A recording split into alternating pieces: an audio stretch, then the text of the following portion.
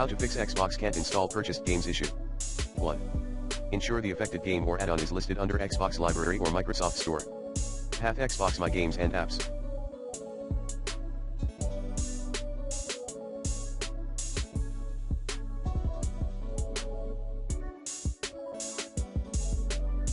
Note, you may need to update all items on your Xbox profile and system settings. System updates. 2.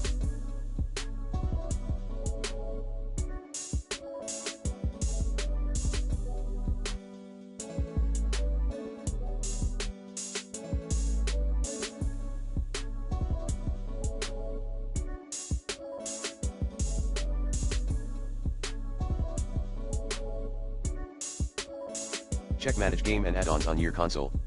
3. Troubleshooting game and add-ons issue by signing out then back into your Xbox account. 4. Check Microsoft billing status and contact Xbox support. 5.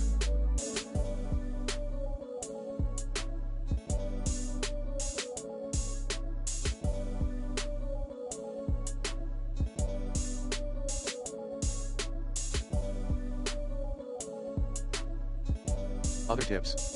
Check the Xbox status page. Restart your console.